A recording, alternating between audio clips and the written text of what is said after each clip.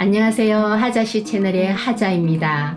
우리들의 삶에 있어서 가장 가치 있는 투자가 뭘까요? 저는 배움입니다. 저 자신을 위한 가장 값진 투자로 배움을 택했습니다. 왜 배움이 세상에서 가장 가치 있는 투자인가에 대해서 이야기해 보려고 합니다. 사람은 언제부터 죽음에 대해 생각하는 걸까요? 모르긴 해도 죽음을 생각하는 나이라는 게 예수는 아닐 거예요. 100세 시대라는 요즘 기준으로 봐도 예수는 청년까진 아니어도 한창입니다. 나처럼 불치의 병에 걸린 사람이 아니고선 예수를 죽음의 나이로 떠올리는 사람은 없을 테죠. 그러나 비교적 일찍 내 몸이 세상을 떠날 날을 생각해 보고 나서는 내가 죽으면 무엇이 남을까 하는 생각을 어쩔 수 없이 하게 되었습니다.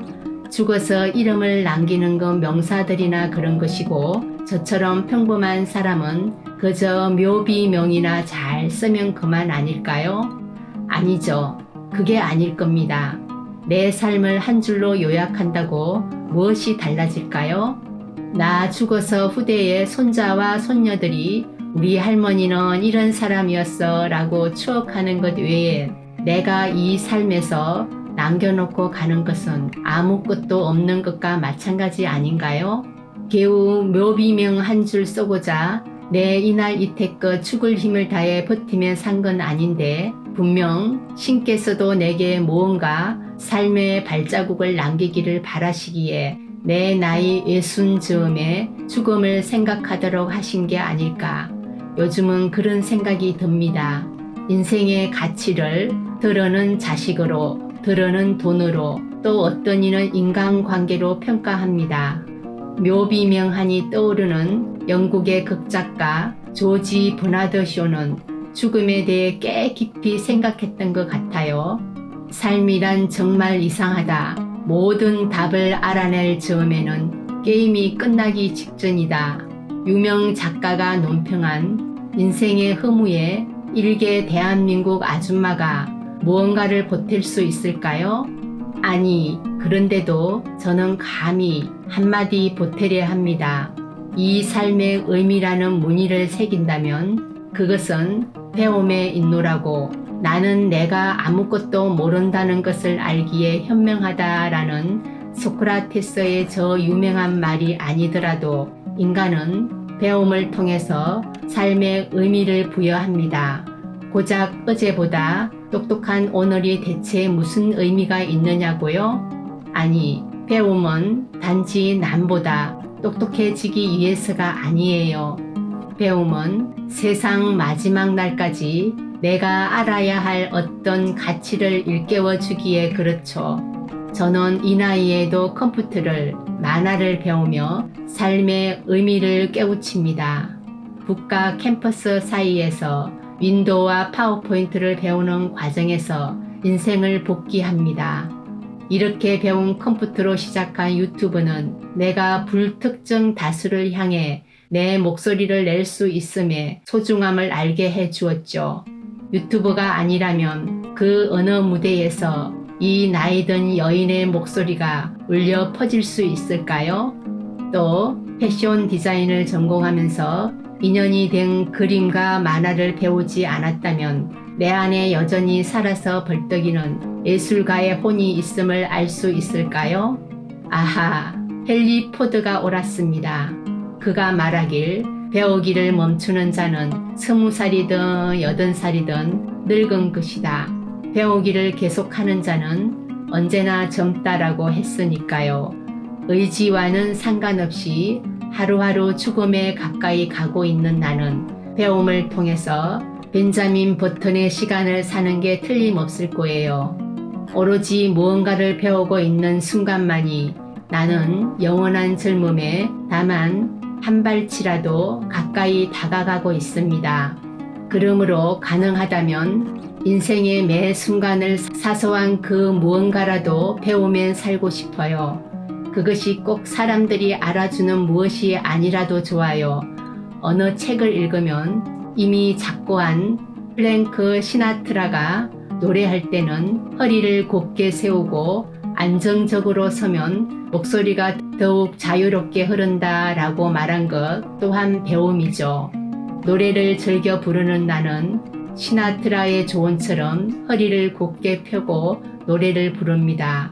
그걸로 내 목소리가 어제보다 나아졌음을 아는 것, 내 노래를 즐겁게 들어주는 늙은 엄마의 미소를 한 번 더 보는 것, 그것이 내게 행복을 주고 삶의 의미를 가져다 줍니다. 배움은 죽을 때까지 계속됩니다. 아인슈타인이 옳았습니다. 그가 말하길 배움은 단순히 학교에서 끝나는 것이 아니라 죽을 때까지 계속되는 여정이라고 했으니까요. 앞으로도 저는 계속 배우면서 살아가고 싶습니다.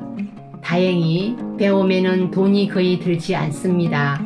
집 근처 도서관에서 나를 기다리는 수천 권의 책들, 국민의 세금으로 운영되는 시민대학, 동네 주민센터에서 진행되는 저렴한 강의들까지 생각하면 1년 365일 배우고도 시간이 모자라죠. 그러니 삶이 심심하고 도무지 좀이 쑤신다고 말하는 젊은 그대에게 늙은 제가 기꺼이 배움을 권합니다. 어쩌면 죽는 그날까지 끊임없이 배우는 한 내가 그대보다 훨씬 더 젊고 깨어있는 영혼으로 죽음의 문턱을 넘을지 모를 일이니까요. 참고로 무엇을 배울 때는 그 배움의 성취가 내 뜻대로 되지 않는다고 한탄하면 답답해하는 이들에게 건네고 싶은 이야기도 있습니다. 제가 이제와 늦가기 배움을 시작하다 보니 인간이 배움에 있어서 얼마나 성급한지, 배움 앞에서 왜 그리 겸손치 못한지를 헤아리게 됩니다. 무슨 말이냐고요? 나이가 들면 사람의 생각에는 세월의 덮개가 앉아 무거워지죠.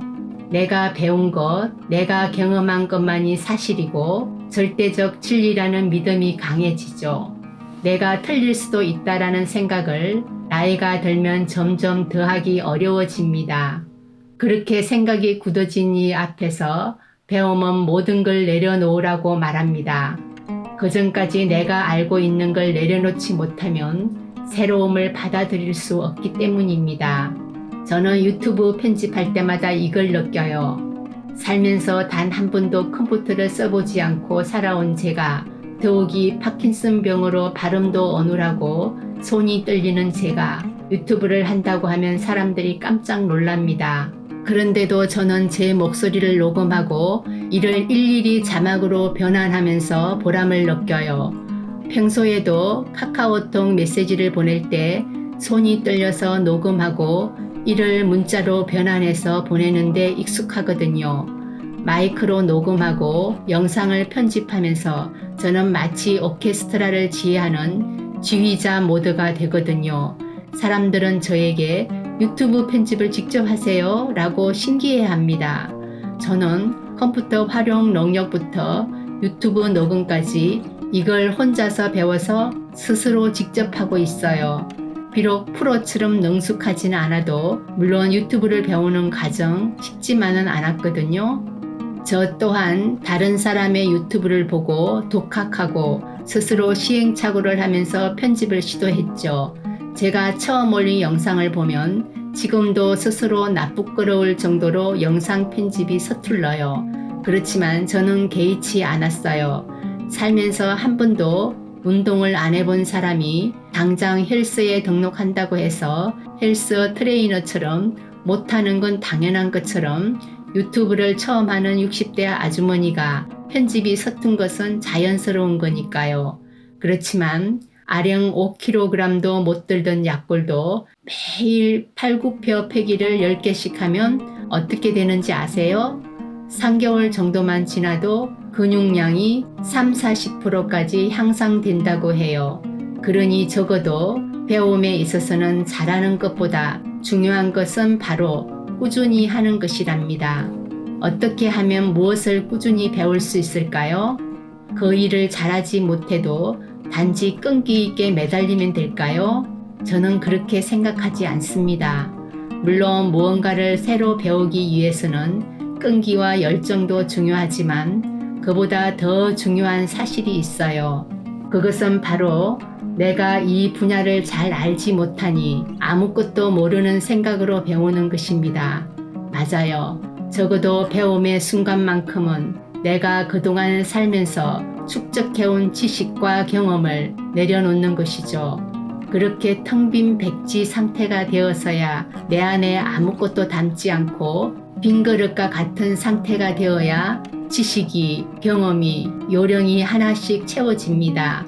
저에게 만화를 가르쳐 주신 선생님이 해주신 말이 있어요. 하자님은 어쩌면 그렇게 어린아이처럼 시키는 대로 잘하세요? 아마도 그것은 제가 그 일을 진심으로 배우고 싶기 때문일 것입니다.